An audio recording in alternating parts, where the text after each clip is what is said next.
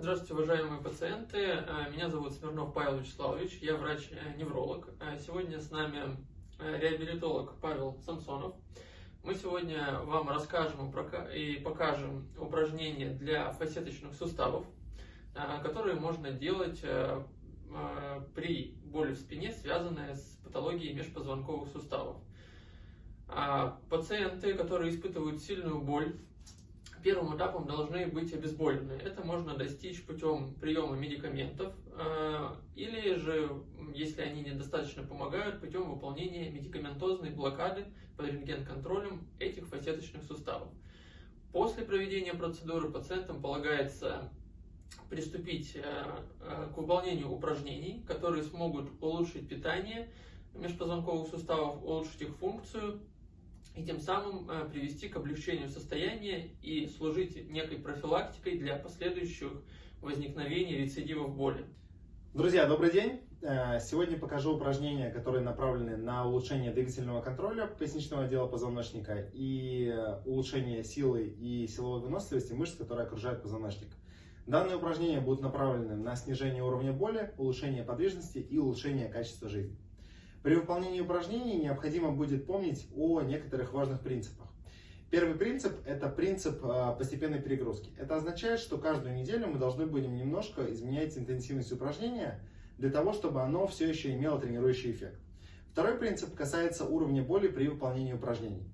Если мы представим себе условную 10-бальную шкалу, где 10 из 10 – это нестерпимая боль, а 0 – это отсутствие боли, то допустимая боль во время выполнения упражнений не должна превышать 2-3 баллов по 10-бальной шкале. При этом, если эта боль заканчивается после выполнения упражнений или на следующее утро после того, как вы их выполняете. Если эта боль имеет более высокий уровень, то вам необходимо будет либо снизить интенсивность выполнения, либо изменить объем, то есть число повторений, или выполнить какую-то модификацию техники при выполнении данных упражнений. Друзья, перейдем к выполнению упражнений. Основная боль при фасеточном синдроме, как правило, возникает при разгибании поясничного отдела позвоночника, когда вы пытаетесь выгнуться. Часть упражнений будет направлена на увеличение объема движений, чтобы вы могли себя чувствовать более комфортно в данной позиции. Вторая часть упражнений будет направлена на увеличение мышц смежных регионов, то есть тазобедренного сустава и бедра. И третья часть упражнений будет направлена на модификацию вашей повседневной активности. То есть как вы можете сохранить привычный уровень активности с меньшим уровнем дискомфорта. Итак, перейдем к выполнению. Первое упражнение. Исходное положение. Стоя на четвереньках. В этом положении ваша задача заключается в том, чтобы немножко сутулиться в поясничном отделе позвоночника. То есть сделать внизу небольшой горб. И возвращаемся в исходную позицию. Сутулился и возвращаюсь в исходную позицию. Сутулился и возвращаюсь в исходную позицию. По мере того, как вы лучше осваиваете данное движение, вы можете пробовать делать больше амплитуду движения. При этом пока что грудным отделом мы не двигаем. Больше амплитуда, сутулился. Больше амплитуда, сутулился. Сутулился. Выполняем 2-3 серии по 15-20 раз. Прогрессией данного упражнения будет увеличение сгибания в поясничном отделе позвоночника. Сутулился и качнулся немножко назад. Вернулся в исходную позицию. Сутулился и качнулся немножко назад. Большим усложнением будет движение в большее сгибание. Сутулился и опускаюсь дальше. Возвращаюсь в исходную позицию. Дозировка такая же, как и в первой вариации. Второе упражнение. Это же движение важно выполнять в течение дня, когда вы находитесь в офисе или на работе. Движение будет выглядеть следующим образом. Исходное положение сидя. Руки ставим на пояс. И в этом положении будем немножко повторять то же самое движение. Чуть-чуть прогнулся и ссутулился. Прогнулся и ссутулился. Обратите внимание, что я не ссутуливаюсь весь. Моя задача сохранять движение только здесь. Ссутулился.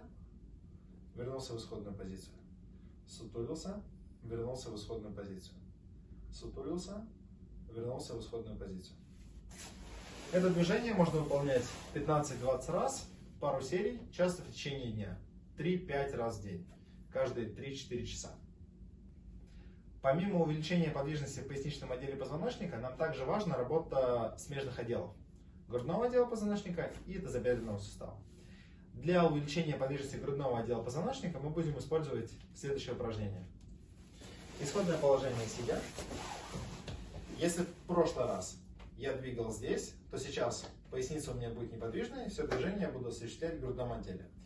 Я тянусь вперед и возвращаюсь в исходную позицию, разгибаюсь. Тянусь вперед, так как будто хочу кого-то обнять, и возвращаюсь в исходную позицию. Показываю медали, которые у меня есть на груди.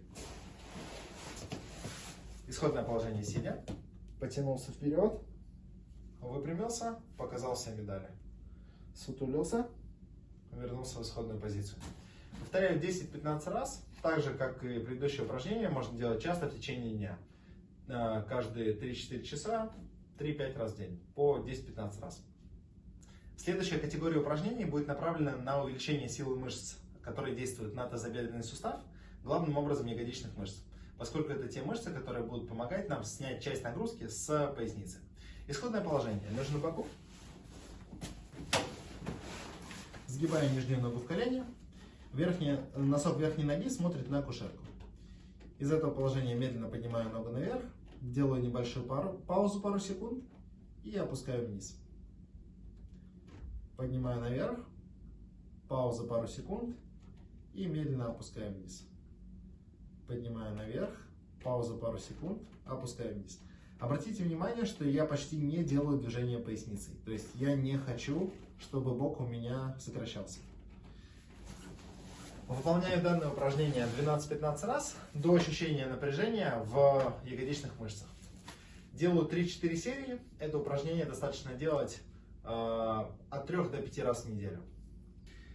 Следующее упражнение будет также направлено на увеличение силы ягодичных мышц. При этом мы будем тренировать контроль движения в тазобедренном суставе. Потому что при фасеточном синдроме мы, как правило, слишком сильно используем поясничный отдел позвоночника и почти не используем тазобедренный сустав. Исходное положение. Вам понадобится для этого стул. Исходное положение стоя на полу, на четвереньках. Стул мы будем использовать для опоры, для того, чтобы минимизировать нагрузку на поясничный отдел позвоночника. Встаю на четвереньки, но при этом я хочу сохранить опору животом на стул. В этом положении живот у меня не будет отрываться от стула. Я медленно поднимаю ногу наверх и удерживаю данную позицию. Возвращаюсь в исходную. Поднимаю ногу наверх и возвращаюсь в исходную позицию. Наверху делаю паузу 1-2 секунды. Если в данном упражнении у вас возникает боль, попробуйте ограничить амплитуду движения в тазобедренном суставе или попробуйте больше прижимать живот к стулу. Выполняем 3-5 серий по 10-15 раз до ощущения напряжения в ягодичных мышцах. Данное движение необходимо выполнять 3-5 раз в неделю. Следующее упражнение будет направлено на улучшение двигательного контроля. То есть качество, которое позволяет нам различать, где какая часть тела двигается. То есть наша задача меньше использовать поясницу и больше использовать мышцы бедра для того, чтобы снизить дискомфорт в пояснице. Исходное положение. Для выполнения упражнения нам понадобится либо палка, либо швабра, которая поможет нам лучше ощущать, где находится поясница. Исходное положение. Я ставлю ее таким образом, чтобы она касалась крестца и грудного отдела позвоночника, слегка придерживаю 2 руками. В этом положении я наклоняюсь вперед так, чтобы палка у меня не отрывалась от спины. И возвращаюсь в исходную позицию. При выполнении я должен почувствовать небольшое натяжение по задней поверхности бедра или ягодицы. И возвращаюсь в исходную позицию. Неправильное выполнение упражнения, когда палка у вас отрывается. Это означает, что вы делаете больший объем движения, чем тот, к которому вы готовы. Следующим этапом будет выполнение этого движения без палки. И возвращаемся в исходную позицию. Важно понимать, что у всех разный объем движения и амплитуда в тазобедренных суставах, поэтому наклон мы выполняем до ощущения натяжения мышц задней поверхности бедра. Если вы чувствуете дискомфорт при выполнении данного упражнения, попробуйте снизить амплитуду или число повторений. В данном упражнении мы будем выполнять 10-15 повторений. Выполнять их нужно будет также часто в течение дня. Например, 2-3 серии, 3-5 раз в день. Если мы говорим про вашу привычную физическую активность и тренировки в тренажерном зале, которые могут доставлять вам дискомфорт из-за избыточного переразгибания в пояснице, вы можете использовать следующие опции для тренировки. Исходное положение. Стою у стены. Из этого положения я медленно опускаюсь вниз и возвращаюсь в исходную позицию. Медленно опускаюсь вниз и возвращаюсь в исходную позицию. Данный вариант позволит избежать переразгибания в пояснице, которое может доставлять дискомфорт. Можно увеличивать время под нагрузкой за счет увеличения числа повторений и доводить число повторений до комфортного вам. Как правило, мы используем 15-20 повторений с темпом 2-3 секунды вниз, 3 секунды внизу и секунду поднимаемся наверх. Как это выглядит? Раз, два, три. Раз, два, три. Раз, два. Это одно повторение. Если вы сделаете таких 15-20, вы почувствуете хорошее напряжение в мышцах бедер. Следующая опция – это выпады, которые можно будет выполнять с более вертикальным положением торса. Исходное положение. Стоя в положении выпада, толкаемся передней ногой и встаем. Медленно опускаемся вниз.